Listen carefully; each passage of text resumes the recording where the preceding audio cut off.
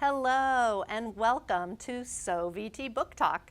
I'm your host, Karen Simpson McVicker, and Paige is off having some incredible summer adventures this month, but I'm thrilled to be joined once again by author Eric Rickstad. This is Eric's second time on the show, which is really exciting for us. Eric is the New York Times, USA Today, Daily Globe, and international best-selling author of 9 novels. His novel, The Silent Girls, has sold more than 500,000 copies. His other novels have been awarded a New York Times Best Thriller of the Year, NPR Book of the Year, Amazon Book of the Month, Apple Book of the Month, and 2 International Thriller Award nominations for Best Novel. His most recent novel, Lilith, is currently longlisted for the highly prestigious Aspen World Literary Prize. Eric received his MFA from the University of Virginia. He's taught at Emerson College, their MFA writing program in Boston, and Boston University, and the University of Virginia. And we get to claim him as a Vermonter since Eric lives here in the Green Mountain State with his wife, daughter, and son. So today I am just thrilled to welcome Eric back to the show to discuss his upcoming novel, Remote the Five, the Remote Series Book 2, which publishes on July 8th. So just a little about the novel, Remote the Five. It is the second book in the groundbreaking Remote series, a masterful and ingenious work of suspense that will chill you to the bone, asking the question, how do you catch a killer who can see your every move? The tableau killer known as Q has escaped custody. Trained since childhood by an enigmatic group called Stargazer, Q is a remote viewer, someone who is able to see what is distant, what is hidden, and in real time, anywhere in the world, including the 2 men who caught him the first time, FBI agent Lucas Stark and fellow remote viewer Giles Garnier. Q thirsts for revenge and will stop at nothing to expose the secret organization that made him the monster he is, luring some of the other original 6 remote viewers to his cause. They kidnap a Stargazer researcher and his family, leaving a trail of grisly murders in their wake. But how many must Q kill to be satiated? As Stark, Garnier, and new agent Yela King hunt Q across the country and try to rescue the hostages, they learn this case is beyond anything they or the FBI have ever seen, and Stargazer itself is far more dangerous than the killer the nefarious organization created.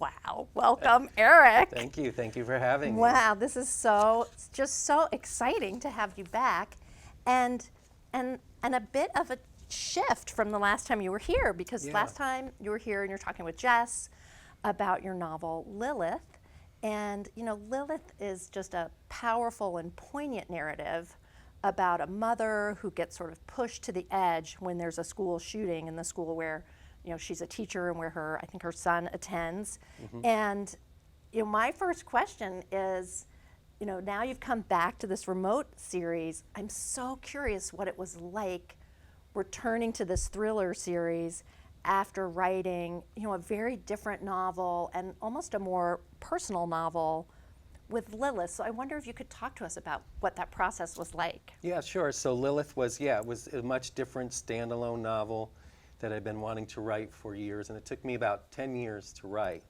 Wow. And it is about, it's sort of a biblical revenge story of this mother who's had enough after being victimized and her son's in the ICU, and she's seeing the Alex Jones types in you know, on the TV in the ICU room, you know, twisting everything around, and she feels powerless, like many of us do, and just in abject depression and anger that no one is doing anything. No one in DC, no one is doing anything to really actively, you know, stop these killings with guns that civilians shouldn't have. So it's very personal. People can really relate to it. Librarians loved it, teachers loved it, which were the ones I was most concerned about, teachers and mothers, and all the response I got was great. And it, you know, it was up for the Aspen Award, which was a nice prestigious award. And But because it took me 10 years to write, I'm always working on other novels. Okay. So in a way, Lilith was more of the departure from what I normally write. And I was sort of working on these at the time and some others, but Lilith kept demanding that I finish it, and I really wanted to finish it because it was the most meaningful book to me as a writer. But I also have a penchant for, and I like to read, and I like to write the sort of more thriller, suspense novels, sort of, comparisons would be, Dennis Lehane Comes North kind of thing, or that type of novel that is literary in itself, and written as well as I can write them, and has stuff to say about the characters and maybe some other things going on in society, but are also steadfastly in the thriller suspense vein. So I was working on book 1 of it, The Six, sort of while I was working on Lilith. So there wasn't like I finished Lilith and then just switch gears, because Lilith was just always baking for those 10 years, and I was writing it, trying to figure it out, what the voice was. First, should be first person, should be a woman. So it wasn't an abrupt switch. Okay. It was more of working on them both sort of at the same times, and having to switch gears. That's what I was going to ask. Do you have any like so techniques or? Yeah. So for me, I write what is demanding of me that I write at the time. And there were times where I knew I need to let Lilith sort of rest, and let that book rest because of the material and because of what was going on in the real world too. I couldn't even keep up with. And during the time I wrote it, you can imagine how many shootings occurred in 10 years, So it's easier though. It's easy for me to switch gears in my head while I'm writing on the page. The book, the tone, this is all third person. It's 3 different third persons instead of one singular first person. Well, I think that helps actually, because you just get in that voice and it's a completely different voice. And so for me, it's voice and tone, and I can slip into that writing style and voice for these books pretty naturally, fortunately. No other cues, no music, special special lighting. I listen to certain music. I do too. I listen to music also. That helps me, inspires me, or puts me in that mood. In the mood. In the right place, frame of mind. So I'm just so curious with this series, when did you first learn about remote viewing? Like, how did that come to you? And obviously...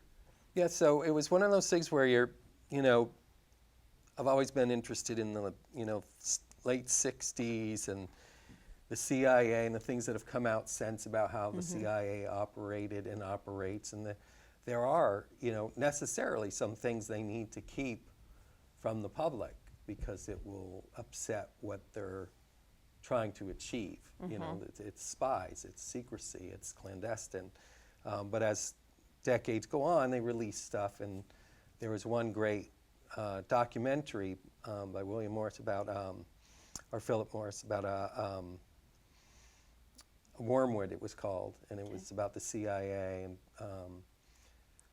Peter Sarsgaard was in it. It was great, and it was for the reenactments about a CIA operative that was working when they were doing the LSD experiments and using, their own people, giving them LSD in high dosages of LSD. And this particular man died very suspiciously, the CIA operative, and fell off a building and a hotel, and it was very strange, and it was a very good documentary worth checking out.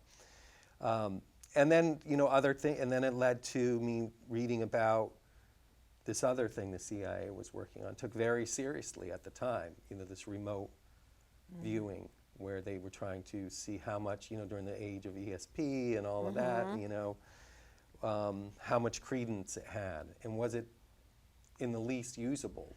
Could some people do this? And there was a police officer out of Burbank whose name was Pat Price, and the story goes, and it's been validated to a certain extent, was that he claimed he was a remote viewer, and he helped to identify the kidnappers of Patty Hearst. And so all of that really intrigued me, the idea that is it possible or is it not possible And if it is, to what extent? And in the books, I'm a skeptic. I'm come at these things with a very skeptical eye, as most people do. Right. And so I set it up to sort of that Frank Stark, the FBI agent, who has to be teamed with this remote viewer to help find what turns out to be the killer, is also a remote viewer. So it sets up this cat and mouse that he can see it. They discover he can see what we're doing. No wonder we haven't caught him. No wonder we had to bring in someone like yourself, another remote viewer, to try to figure out this guy. But Frank Stark, the FBI agent, wants nothing to do with him. It's that oil and water sort of thrown together. Right. He's very much a skeptic. And so as the remote viewer, Giles Garnier has to prove to him, to Frank Stark, the FBI agent, that he's legitimate. He's at the same time trying to convince the reader. But I always leave it a little bit in doubt as to who is he really, because there's a very enigmatic, mysterious, closed-off person, this remote viewer, and was brought up through the same sort of clandestine program that the killer was brought up in. Okay. So that just intrigued me as a great premise of, what you said, that what do you do when a killer, can see what you're literally doing. see your every move and know where you are. And how does the relationship grow between those two agents in the second novel? Are they still at odds? I mean, obviously they have a different. Right. They've known each other longer now. They're bringing in a third agent. I'm wondering how Right. that affects the dynamic. So through the first novel, Remote the Six, they come to work together. They still are. They're not so much oil and water. They come to respect each other. They come to realize that they need each other to accomplish, catching and finding and apprehending this Q who came from the same program and is killing these people for reasons he feels are legitimate. But yeah, by the end of book one, the six, they form a good, solid working relationship and have a little bit of, not a friendship, but they're definitely working with each other for the same purpose. And then in 5, their relationship grows and solidifies more, and they come to understand each other personally more as well. Yeah, I would think. So they're more colleagues than a superior and forced together in the yeah, first one. yeah, Interesting. Yeah. So I know as writers, we always joke that if anyone could see our Google search history, they would just lock us up, Right. throw away the key. But you, Yeah. what you're looking at, I just would love to know, how do you do this research? Because you also put yourself in the mind of a serial killer. You put Right. yourself in the mind of a remote viewer. So how do you do that? What's that process for you in terms of researching it and really just developing that point of view, putting yourself right in it? Right, and that's, I do research serial killers, and I love all the pop culture around it to a degree.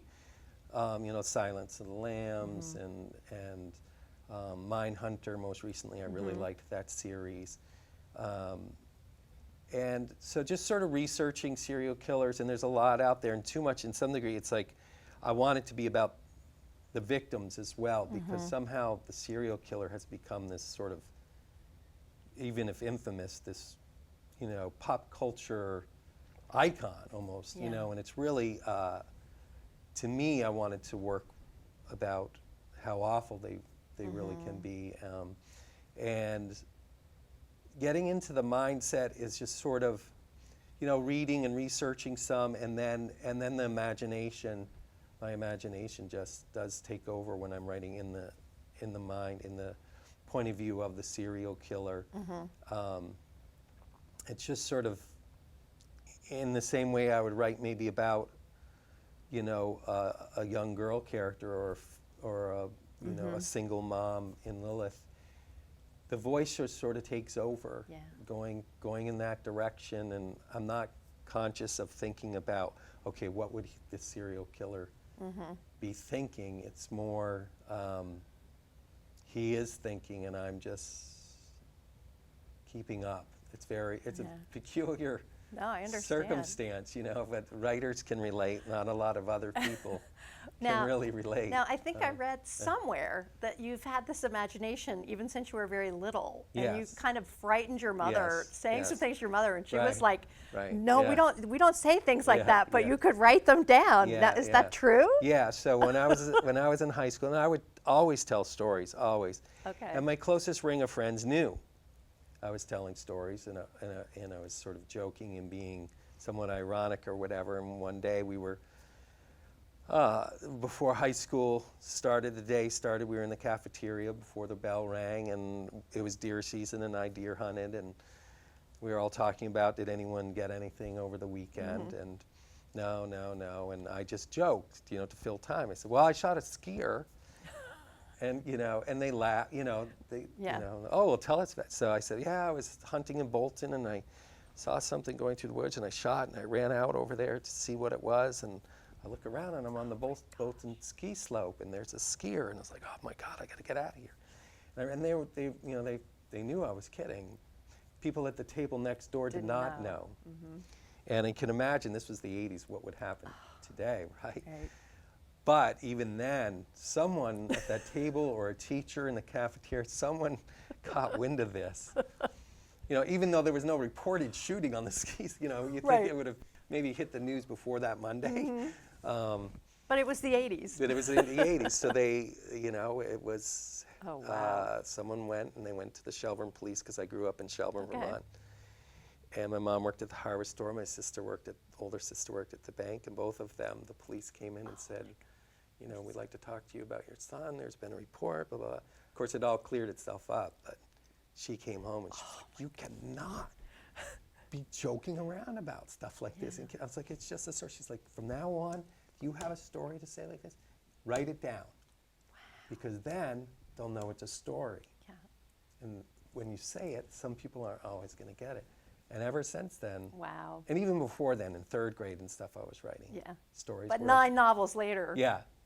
Thanks, Mom. Yeah, no, right, yeah. That's yeah, awesome. Yeah, so That's that really so- started it. That's really great. And so were you born in Vermont? Or are you born and bred? I was That's born in Burlington. fantastic. My mom was born in Burlington. That's awesome. And I Yeah. know you've also said that Vermont breeds mystery. Yeah, And I want to talk a little bit about that. And I Yeah. also read somewhere you had an interesting neighbor yes. growing up. So let's dig in a little bit Sure, about that, yeah. and also just, how do you draw from this experience being a Right, Vermonter, and especially yeah. from small town life? It seems Right. like that's a really big influence for you. I'd love to dive into It that. is, and I had a novel before Lilith called I Am Not Who You Think I Am that was set in a fictional Shelburne in the 80s. I think I named it Sherburne instead. And I lived across Route 7 from, the Webb Estate, Shelburne Farms, the museum. And we would explore all of these places over there, and the big manors and the big, and I knew one of the kids who was the grandson of the original Webb Okay. patriarch. But so there my mom worked at the hardware store, and there are always stories being told there. Go in, and it's people standing around as the paint's being shaken, or they're waiting for some lumber or whatever, and they're all telling these sort of stories where when you kind of come over as a kid, things shift a little bit. Like this, they can't keep telling this story in the same way. Something's going, whether it's gossip or, And then I loved the Northeast Kingdom. I would go up there when I was younger, and my father was still around. He was gone by the time I was in third grade, but very early on we would go up to the North, and I loved it because it's totally different. And there's something menacing about it. And there's something, it's beautiful, Yeah. but it's really isolated. You shift when you go out northeast of Montpelier and start to get up to Barton and then way up to where I loved it in Bloomfield and Canaan, where I set 3 of my novels. There is something ominous about it. You can get lost up there. The wilderness, the woods, even around the greater Chittenden area, but still, when you get in the woods, the weather can change. You can leave and it's 65 and sunny, and if you're deer hunting or you're fishing way up a brook or just hiking and exploring, suddenly it's 30 and snowing in mid-October, and it's a whiteout, and And then just all that lore of New England woods and the Catskills too, that, Legend of Sleepy Hollow and, the Headless Horseman and all of those great stories. Yeah. There's something very gothic about it. There is. And it's an easy place to hide a body. And, and some bad things happen in these places and they affect community-wide. So I've always carried that sense with me when it would start. I'd be hunting when I was younger and be kind of like, I got to get out of here to be able to get to the road before it's really dark. And as you're leaving the woods and it's getting darker by shade, with each blink, and it's just, kind of, I really want to get out of here now, even though I know I'm safe. Amazing. But, and you draw on all of that. Yeah, and that claustrophobia and the small town secrets. But when I was a boy, about the neighbor, I had a neighbor who moved to our town, our neighborhood, 3 doors up from me in Shelburne, when I was about 12 and he was probably 15 or so. They moved from DC, and it was him and his sisters and his mom and no father. And we became really good friends, and he was a really great guy. He was a few years older than me, but when he got his license, he'd drive me around and take me to the beach and other kids. And he was a really charming, athletic, good-looking young guy that could charm, your sister to your great-grandmother, and just being himself, just affable, really, just a really gregarious, good guy. And about 4 years later, they moved when he was about 19 to Texas, just sort of upped and moved. It was kind of sudden.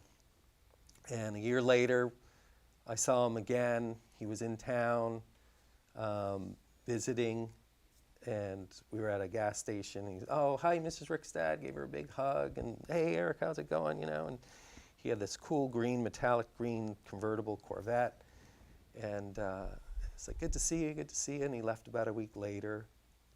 And then there were sort of some stories after he left, like, he stayed at a good friend of his house that was his age, and there's just some sort of stories that I think the police came into town after him, like wondering who talked to him and stuff, but were really, well, about 2 years later, I came home and put on CNN headline news, which is just like the half-hour recap every time, I remember right? that, And they broke in, and it was the first time ever that there was a live fugitive chase. So that got my attention right away. This person had just robbed a Denver bank at gunpoint, taken the bag of cash and jumped in their truck and escaped. And CNN decided we're putting a helicopter on this guy. And it was the helicopter that helped the police track him, because otherwise they would have had no idea to keep finding this guy through the sprawling Denver metropolis. And the helicopter pilot was actually a Vietnam helicopter pilot, so he knew what he was doing. And they would radio back and forth, he's going down here now. Well, he ended up in his car at like 80 miles an hour, striking and killing a police officer in the road. And then he crashed that vehicle, and he ran on foot and had a handgun, and he was shooting at the helicopter, and he was shooting at this young woman who had a baby and was trying to kidnap her to steal her car, and was shooting at her car while she was driving away with her baby. And I was just, this had never happened before. There was no OJ. This was, this is the first this one was you'd 9 ever years seen, before right? It was the first ever. Wow. And I'm watching it, having no idea who this guy is, and finally he kidnaps this older man and has the older man drive his pickup truck while this the fugitive is laying in the passenger seat floor. And finally, the helicopter pilot is like, even though it broke all protocol, I'm setting the helicopter down. The truck had gone into this like plaza, this parking lot, and he didn't quite set it down, but he hovered low enough that he couldn't. And the cops convened, and there were like 9 state police and local sheriffs that surrounded the truck. And because the fugitive was on the passenger's floor, he couldn't really move stop the older man from getting out of it. He just sort of fell out of the thing. They dragged him away, and they shot and killed this fugitive on live TV like 17 times. Wow. And then they finally figured out who it was, and they showed the mug shot and said his name, and it was my friend. Wow. And I was just floored, and I still am to this day, because I had what happened? How is this possible? This was a kid like 2 years earlier, or a few years earlier when he was living in Vermont. We were walking to Lake Champlain in the cold one spring, because we liked the things we did back then. Right. In the spring, when the ice would break up, we'd jump, even though it was shallow, we'd jump from ice floe to ice floe to see who could go out the farthest where they fell into the icy water. Icy What fun. cold water, right? Yeah. And on the way, there was this cow that was trapped in this gulch where all this water, spring water, was just flooding through, and it couldn't get out, and the water was coming up, and it was just going to drown. And my friend, it was like 45 degrees out. We had coats on and stuff, and it's kind of drizzly, typical April bad weather. Stripped down to his T-shirt and boxers and dove in under there and started yanking on its hooves that were stuck enough so that finally it climbed out. He just got back dressed and stopped by the farm, which was between us and Lake Champlain, Shelburne Beach, and told the farmer, and the farmer was like, "Oh my God, thank you. You know, those are they're valuable. Yeah. You went in there," kind of thing, and that was such a selfless, crazy thing to do. You know, I'll give you want to? No, I don't want any money. And so that it was like, how did How do you go from that? How did that transpire? And then we learned some things that happened to him as to why they moved from D.C. to thing, and something very, very traumatic concerning his father had happened. And he just never got any help for it. And so I've just always been interested in criminality and how people arrive at certain points of criminality, but also very much focus on the victims, because whatever happened to him, it didn't absolve him of responsibility. Right. Because at the time he was in that Corvette at the gas station, he was a fugitive from a Texas prison, doing 25 to life for having kidnapped someone and not gotten away with it. Wow. And I use part of that in this book. Okay, that's what I... Yeah, where I have this killer who has no job, has no real identification, because he comes from this government program. He has no driver's license, so no vehicle, no job, no money. How does he get money? And what my friend had done, that Corvette was stolen. And what he had done, my friend, was from Texas to Vermont, was every other state or so he would steal a car from someone at gunpoint or hotwire or however he could acquire it. And then he would wait just out of sight of ATMs, which some of them probably didn't even have cameras at the time, you know, back in the day. And he would target like college kids at college towns at 2 in the morning when the bars close and they want more money to go get something to eat or whatever. And he would wait till they made what looked like a good withdrawal, a couple $100 or something, and wait till they were out of view of the camera if there was a camera, and just basically, you know, take their money. So he'd have money, and then he'd steal a car. And he went because he went from state to state, there was no way to know this is the same person stealing a car and traveling. And it's harder to piece together back then. So it's like, how do I get my guy to go across the country? And I thought of my friend. Thought of your friend. It's like, and he ended up. He used the same the story. technique of getting around from. That's amazing. Because they were wondering, the FBI is wondering, Yeah. how does he get from Oklahoma to Pennsylvania to South Carolina when he has no identity, no driver's license? Now, is this the end for Q?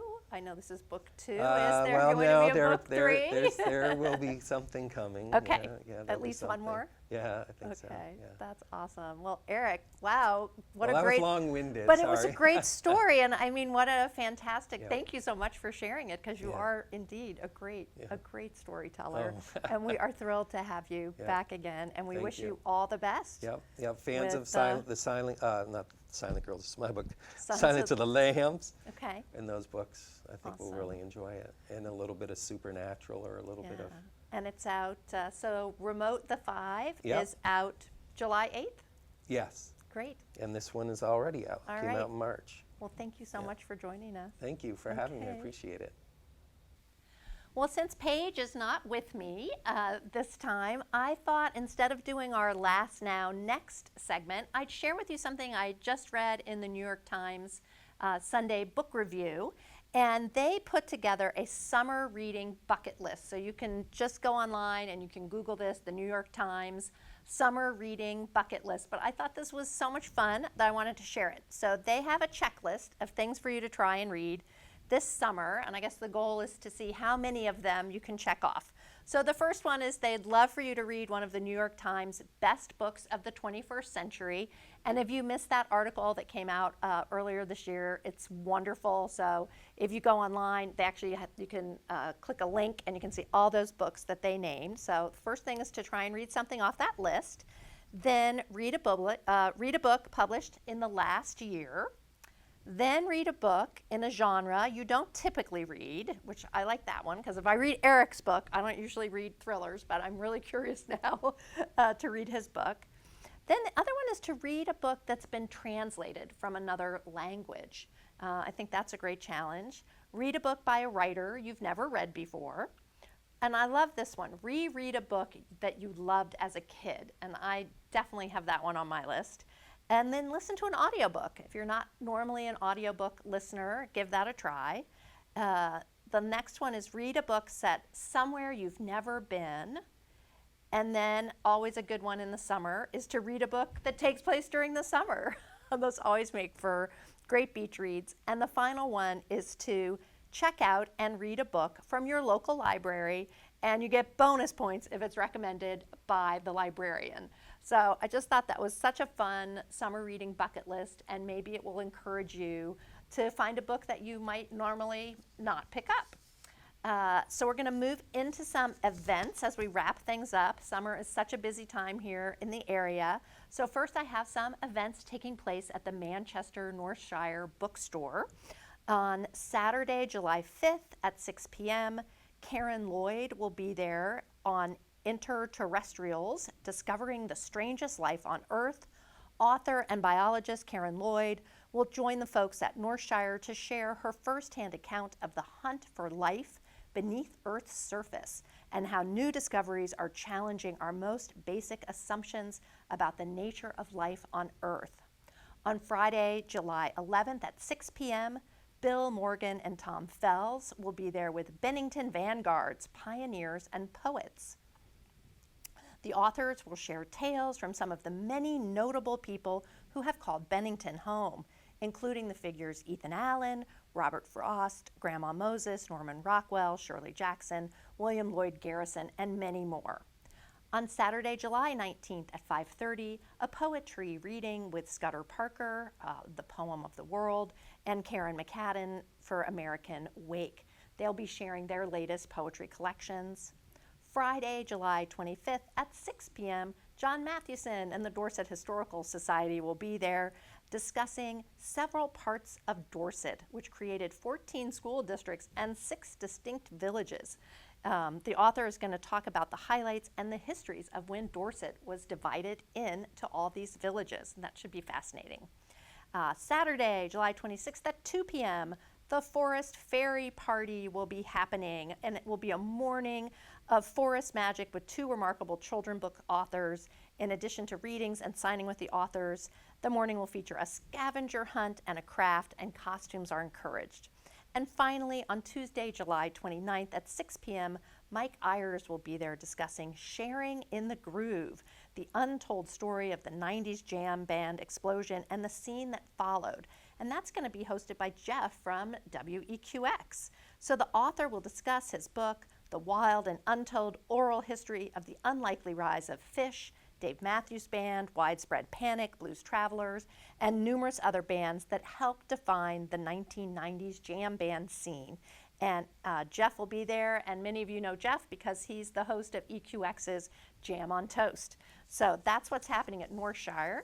And I have a few highlights from the Manchester Community Library as well.